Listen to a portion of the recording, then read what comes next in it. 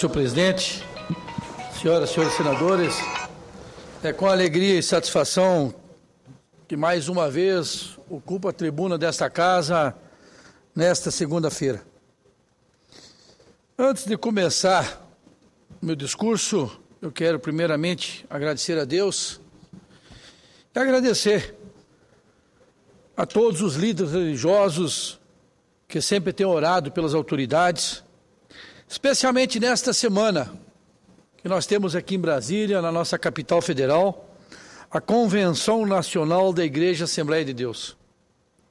Viajou junto comigo hoje, no voo de Porto Velho a Brasília, vários amigos, pastores da Assembleia de Deus, de vários municípios do interior do estado de Rondônia, aonde, em nome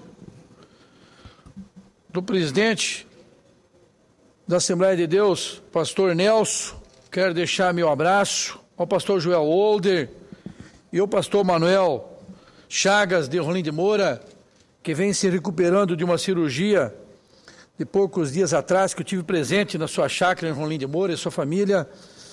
Esta semana, Brasília recepciona não só os pastores de Rondônia, em torno de 25 mil pastores de todo o Brasil, para a Convenção Nacional da Assembleia de Deus. Que Deus mais uma vez possa abençoar todas as nossas lideranças religiosas, na condução do trabalho, na fé, na esperança e nos dias melhores do nosso povo. Então, em nome de todos esses amigos que tiveram junto, pastor Eli, que hoje está em Buriti, pastor Manuel, pastor Joel Holder, pastor Nelson, demais pastores, fica meu abraço e sucesso nessa convenção nacional que Brasília recebe de braços abertos. E agradecer a essas lideranças religiosas que estão sempre de joelho, ou na igreja, ou em casa, as senhoras do círculo de oração, aos nossos jovens, às nossas crianças, que estão sempre orando, não só pelo senador Ivo Cassol, o ex-governador, mas por todas as autoridades, pela presidente do Brasil, presidente Dilma, pelos governadores do estado, vai bem ou vai mal, mas os nossos líderes religiosos, nosso povo está sempre orando, para os novos prefeitos, novos vereadores, deputados federais, estaduais e senadores. Que Deus abençoe todo mundo. Mas queria aqui nessa tarde, senhor presidente, mais uma vez, levantar uma situação enganosa que, infelizmente, os nossos servidores da educação do estado de Rondônia foram enganados pelo plano de cargo e salário aprovado no dia 7 de setembro, publicado na sexta-feira, 7 de setembro de 2012, o Diário Oficial que eu tenho na minha mão, o número 2054, que dispõe sobre o plano de cargo e salário e remuneração dos profissionais da educação básica do estado de Rondônia e da outras providências. Eu acompanhei e acompanho, porque eu fui governador. Eu sei que a luta foi muito grande. E no período que eu tive à frente da administração, eu sempre fui verdadeiro. Eu sempre fiz o que eu podia fazer. Ao mesmo tempo, eu nunca criei expectativa ou usei de manobra para beneficiar o B ou C. Mas muito me estranha, senhor presidente, o sindicato que representa os servidores da educação no meu estado, que é o Sintero, que infelizmente sempre foi partidário, está calado, está mudo, está cego. Mas não cego porque tem um defeito, está mudo porque não tem audição ou não tem voz. Infelizmente porque é conivente com o que fizeram no plano de cargo e salário dos servidores da educação.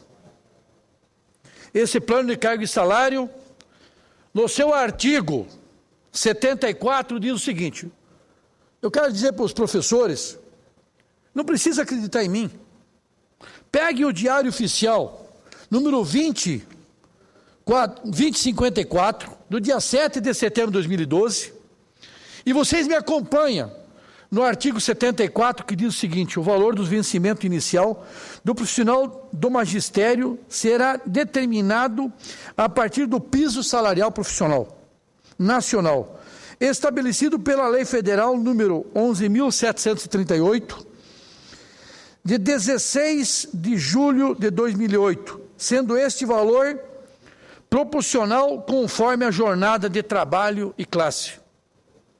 E o piso salarial é de R$ 1.451,18, se eu não estou enganado.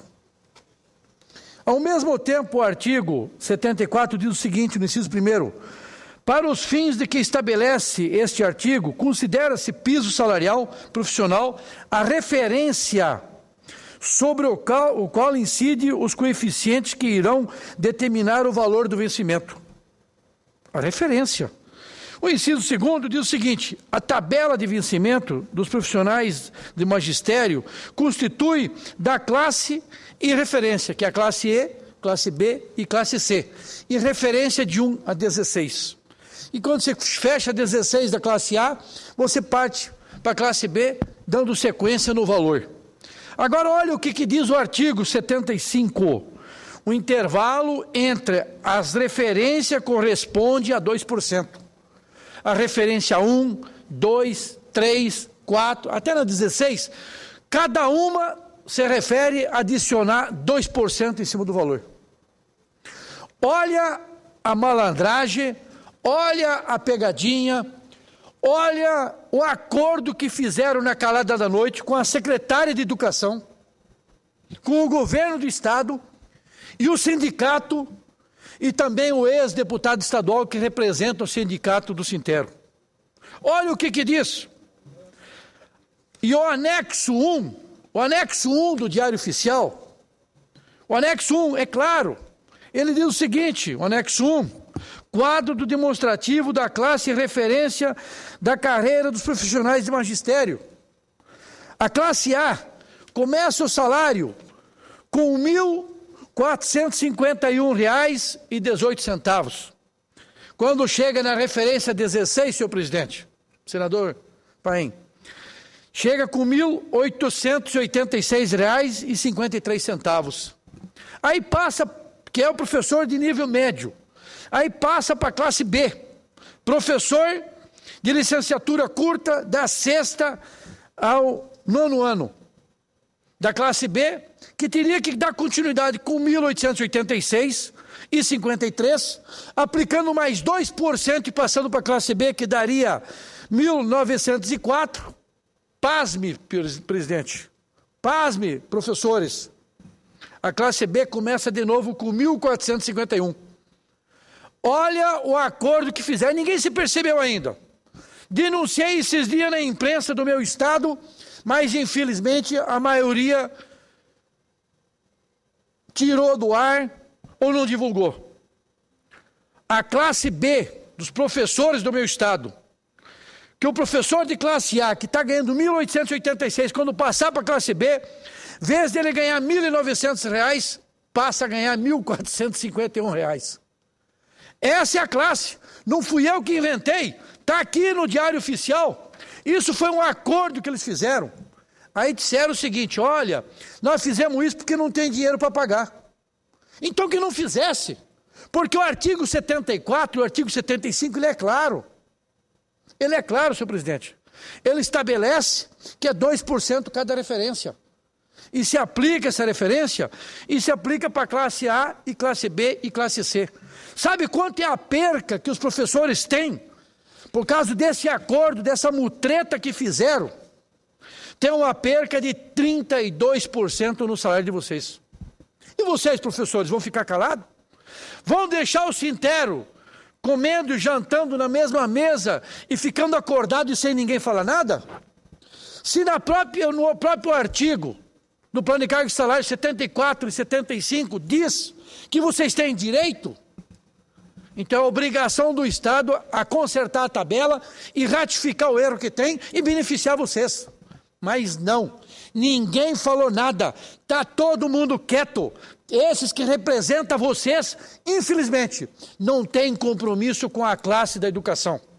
Alguém pode até falar, mas na época do Cassol nós ganhávamos menos. É verdade, mas eu fiz o que pude fazer. Eu repassei o que podia fazer, em cima da receita que nós tínhamos.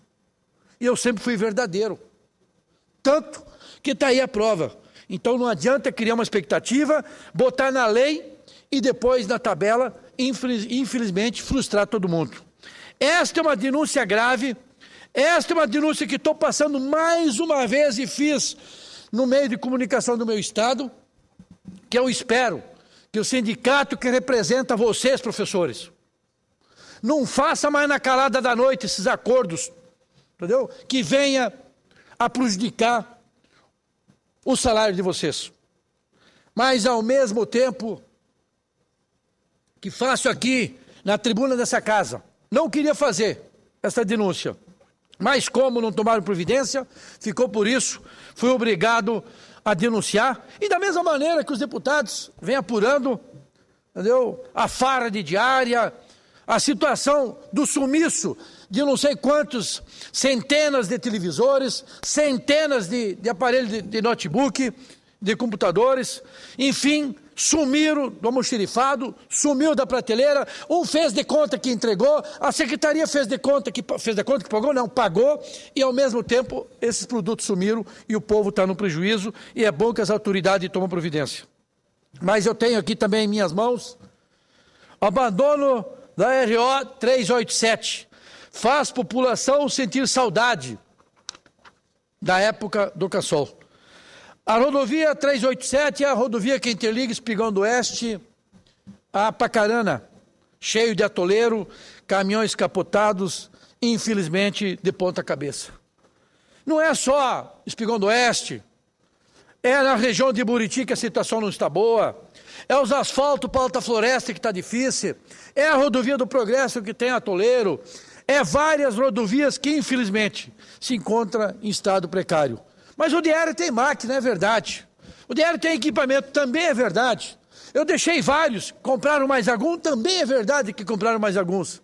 Mas infelizmente está faltando a gestão, porque não basta só ter equipamento, tem que colocar para trabalhar. É o projeto Estradão, que patrola, joga o cascalho no mato, e aí agora tem falta de cascalho, porque não é só a limpeza da rodovia, na lateral e na pista, que dá presença. O que tem que ter é qualidade para poder fazer. Mas, ao mesmo tempo, não vamos aqui só falar dessa rodovia ou demais rodovias do Estado. A exemplo, esses dias, tive na linha E, no município de Cacoal, numa reunião no distrito de Espigão do Oeste, junto com o deputado Nilton Capixaba, aonde para mim poder chegar de carro traçado deu trabalho, é uma rodovia do Estado também, entre o Riozinho e o distrito de Nova Esperança, aonde está o Rubinho, que é uma grande liderança que representa e faz um trabalho social extraordinário.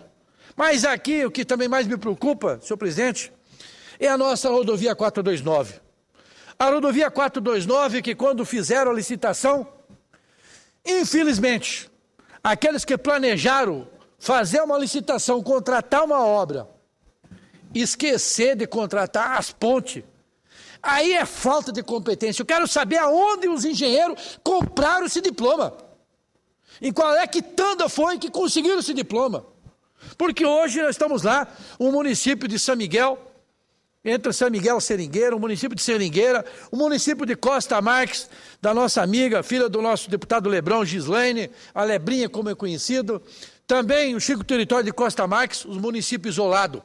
Nem combustível passa, nem ambulância passa, porque a ponte de madeira, infelizmente, veio a desmoronar com um caminhão que foi passar em cima da ponte. E até há poucos dias atrás, a promessa que tinha do nosso diretor, do DENIT, que é um homem determinado, arrojado, mas infelizmente não tinha feito ainda o DENIT do meu estado a licitação, para poder construir essas pontes de concreto e acabar o problema da 429 de uma vez por todas. Chega de meia sola, chega de quebra-galho, chega desses paladinos que infelizmente não tem competência e quando faz a licitação, as coisas não faz com a complementação completa de todas as obras de infraestrutura e obras que tem necessidade para dar a segurança e estabilidade nessas rodovias nossas, que é uma rodovia federal que interliga o Vale do Guaporé. Mas não é só isso não, senhor presidente. Aqui nessa tarde também, meu colega senador Assiro usou a tribuna e falou muito da BR-364. Falou também da 429, falou aqui, e ele mesmo falou com as palavras dele, que é um trabalho que nós temos feito em conjunto com a bancada federal. Os 8 deputados federais, os 3 senadores, aqui não tem ninguém que faz o trabalho sozinho. Por mais que alguém visite, às vezes, o ministro do transporte, o diretor do DENIT, um outro ministério, mas a bancada de Rondônia tem dado o exemplo para o Brasil, trabalhado integrado por Rondônia. E é inadmissível. Uma BR-364, que é a rodovia da morte. Hoje, uma rodovia entre Vilhena e Pimenta Bueno é um desastre cheio de buraco. Pimenta Bueno, a Ouro Preto, já foi contratada por umas empresas de mala, um consórcio de picareta, de pessoas que não têm compromisso com o Brasil, de pessoas que não têm compromisso com Rondônia. É isso que nós temos que acabar nesse DENIT. Acabar essas empresas de mala. Acabar, presidente, com essas empresas de pasta. Como pode uma empresa, a mesma que ganhou licitação de Pimenta Bueno a Ouro Preto, a mesma que ganhou de Ariquemes a Porto Velho, foi dada ordem de serviço no ano passado ainda, lá na cidade de Pimenta Bueno, e a estrada está em buraco, a empresa não mobilizou, e nós em Rondônia estamos padecendo, colocando nossos familiares em risco, quando estamos trafegando constantemente naquela rodovia. É inaceitável, nem para tapar buraco essa empresa presta. Então, portanto, o DENIT tem que meter a taca, tem que meter a caneta, tem que meter o ferro, chega de alisar, porque lavar a cabeça de burro perde água e sabão. Não perca tempo com pessoas assim, com empresas irresponsáveis. É duro. Quando nós andamos nos 4 cantos desse país e assistimos, como estamos assistindo, a nossa BR-364, praticamente, como diz o ditado, senhor presidente, diminuiu nos últimos dias, tinha na verdade 70% de buraco na nossa BR-364. Vocês sabem, meus amigos de Rondônia, que agora na BR-364 diminuiu dos 70% dos buracos, diminuiu para 20% dos buracos. O senhor sabe por quê, senhor presidente? É porque onde é que tinha 3 buracos virou um só. Um encostou no outro. Então por isso que diminuiu o número de buracos. Porque o buraco ficou maior, os médios, os pequenos ficaram grandes e os grandes ficaram maior ainda. E nós, infelizmente, estamos capengando. É inaceitável. Da mesma maneira, senhor presidente, nós temos o Anel Viário de Ji-Paraná. Um recurso defendido por essa bancada. Eu fiz a ponte quando fui governador, botei recurso próprio do estado de Rondônia, agora só falta pavimentar. Eu vi notícia que o governo do estado, com convênio com o DENIT, vai concluir essas obras. É fundamental para Ji-Paraná. As marginais de Ji-Paraná, é um trabalho também da bancada federal. É um trabalho junto, integrado.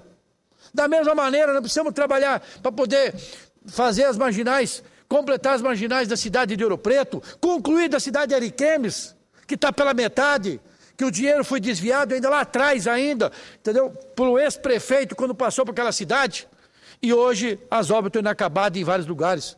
Não é diferente dos viadutos em Porto Velho. Que vergonha os viadutos de Porto Velho.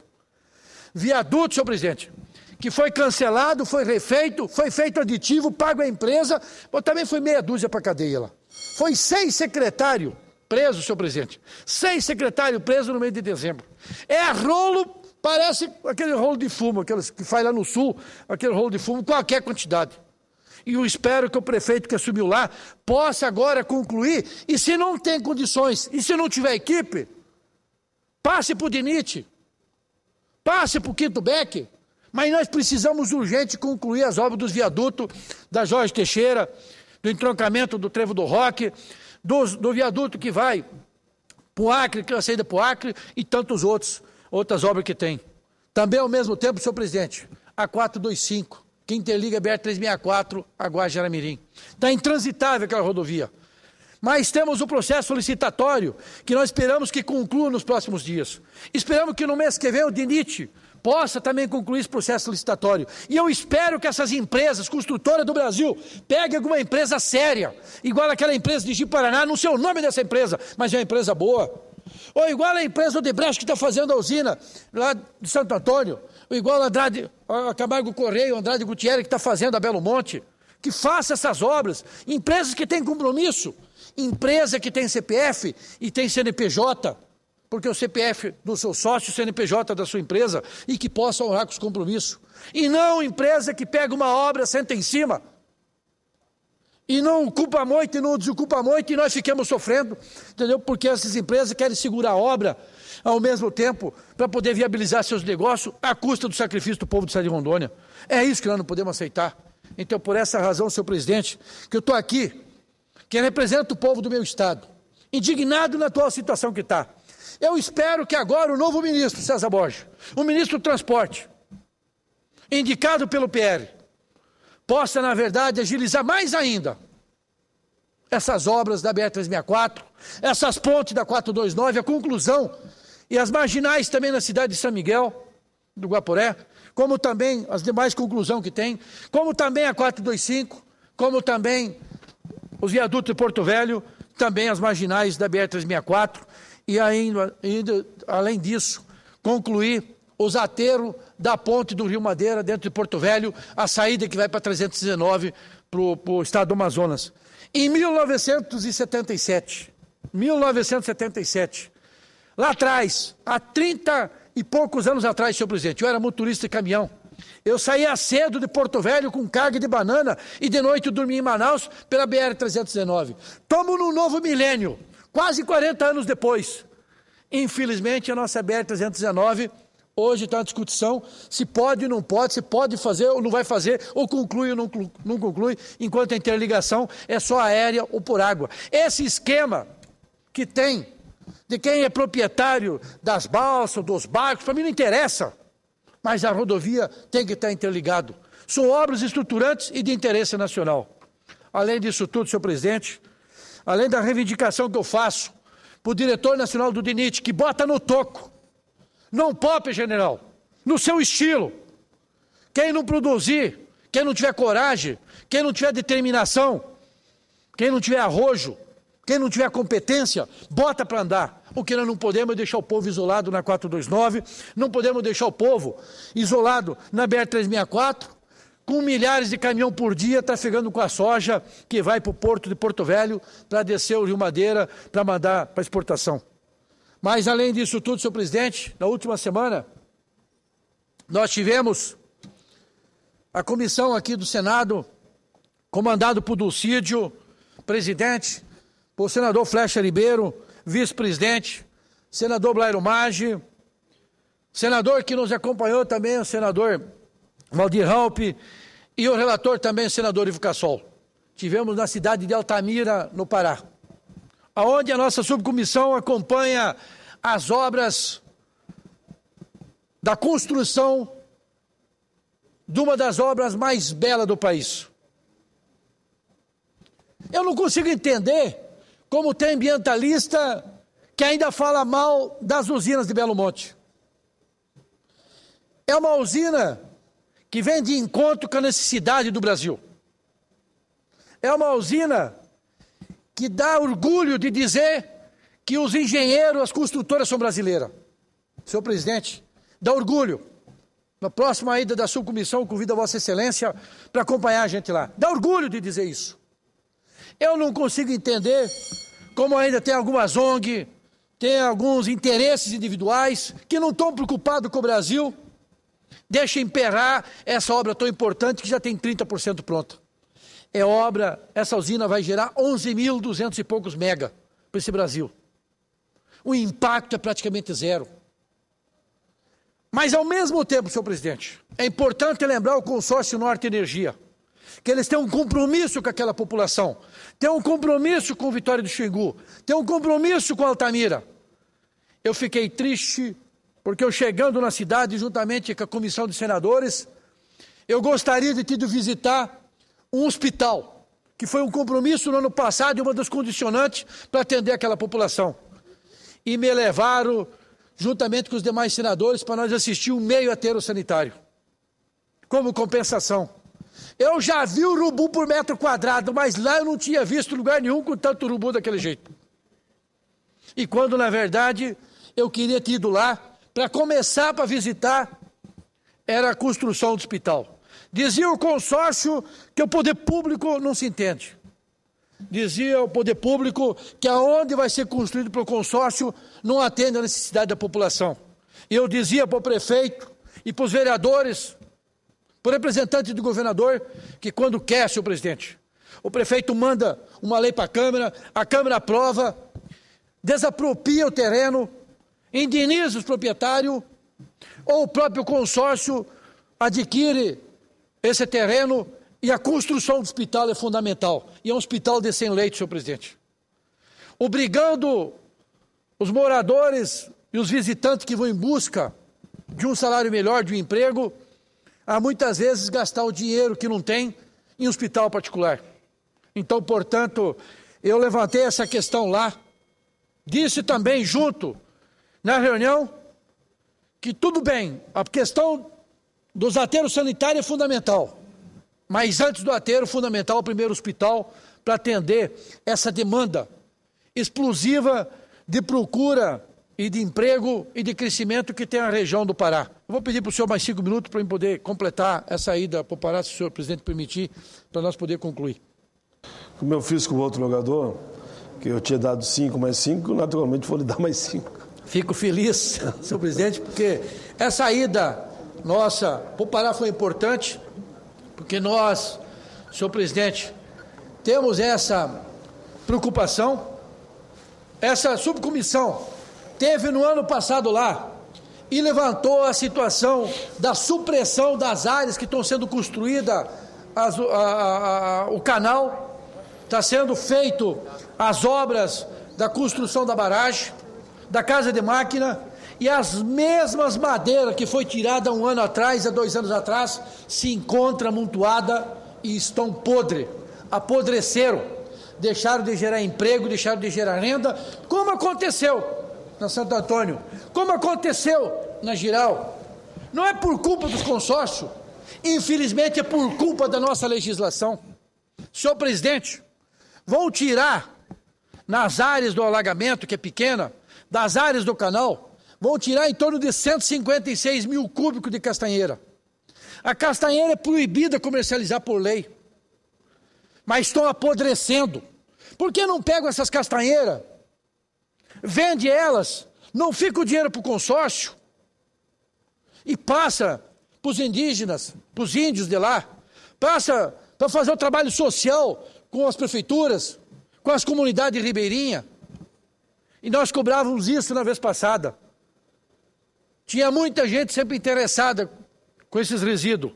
Está aí um exemplo. Há pouco tempo atrás nós assistimos na mídia nacional que os carvoeiros do Pará estavam tirando madeira de lenha ilegal para poder atender e fazer o ferro-gusa. E com tanta lenha que tem lá, nem carvão está sendo aproveitado. E aí nós precisamos urgentemente que o IBAMA, Ministério do Meio Ambiente, não vá de 6 em 6 meses liberar, não vá de ano em ano. A partir do momento que você dá uma licença, senhor presidente, para fazer a supressão, já tem que ter autorização junto para comercializar a madeira que tem lá, que gera emprego. 156 mil cúbicos de madeira, dá para trabalhar no mínimo 10 serrarias, dá no mínimo 1.000 empregos, no mínimo 2 anos, só nas castanheiras, sem contar o resto das madeiras.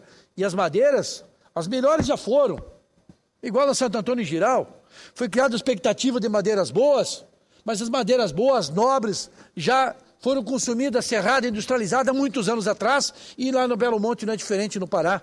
Mas tem madeira lá que dá para fazer o compensado, tem madeira lá que dá para fazer o aglomerado, tem madeira que dá para fazer desde de carvão, e está ficando subutilizada e com isso está dando prejuízo. Então a subcomissão verificou isso, a comissão de senadores que acompanhou, eu dizia isto lá.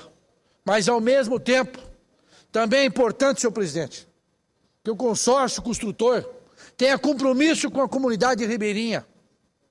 Quando começar a indenizar os proprietários, comprando sua propriedade, indenizando, quando tinham plantação de cacau, começaram pagando R$ 96 o pé de cacau. Hoje, pasme, estão pagando R$ 45, R$ 46 o pé de cacau. Quando a maioria já acertou, quando a maioria já foi indenizado. Eu chamei a atenção para representante do consórcio construtor. Os demais senadores também acompanharam. Então, por isso, essa comissão não tem caneta para determinar o que faça. Essa comissão do Senado tem a compreensão, tanto do consórcio construtor, que está fazendo um belo trabalho, tanto do poder público, que também precisa ter as compensações compensadas para poder atender a demanda do poder público, da população que chega lá. Então, por isso, a comissão do Senado é tentar buscar um acordo onde todo mundo seja compreensivo. E, ao mesmo tempo, eu dizia, essas compensações têm que ser feitas no começo da obra. Esse hospital que eu falei no começo aqui do meu discurso da Belo Monte, que não começou ainda, depois da obra pronta não adianta mais. Muitas pessoas já perderam a vida. É por isso que nós estamos aqui para buscar junto que essa obra que atende o Brasil é mais necessária para o Brasil do que, na verdade, para Altamira, para os paraenses. Ao mesmo tempo, senhor presidente, eu quero aqui agradecer a sua compreensão nesta segunda-feira, quando me cedeu aí a prorrogação por vários minutos para concluir meu discurso. Dizer que é uma satisfação estar aqui no Senado, representando o povo do meu estado, representando o povo brasileiro, juntamente aos meus pares, para construir e buscar dias melhores. E que esta semana, senhor presidente, nessa convenção nacional da Igreja Assembleia de Deus, que Brasília recepciona, que o pastor Hélito, ao mesmo tempo com os demais pastores, que estão presentes junto com as nossas autoridades na capital federal, com 25 mil pastores do Brasil afora. Só de Rondônia tem mais de 360 pastores. Me sinto feliz, porque eu sei que muitos dos nossos problemas, muito das nossas soluções, elas não são do dia a dia que são exercidas por nós, não, senhor presidente. São lá de cima, exercidas pela força divina. Quando está nos guiando, quando está nos dando coragem, quando está nos fortalecendo, quando passa para nós uma energia positiva e quando nos dá saúde. Tudo isso é vontade de Deus.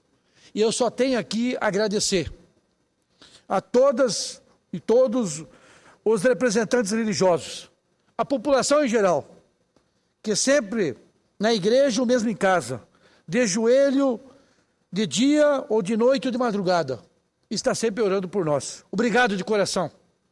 Que Deus retribua vocês da mesma maneira que tem sempre retribuído a gente. Que Deus acompanhe vocês nessa caminhada e que vocês possam continuar defendendo a família, os princípios da moralidade, os princípios da legalidade, da decência e do orgulho de todos os familiares. Obrigado, senhor presidente. Até numa próxima oportunidade, se assim Deus permitir. Muito bem. Obrigado. Sim, foi o senador Ivo Cassol que fez o seu pronunciamento. Eu só quero fazer um pequeno registro.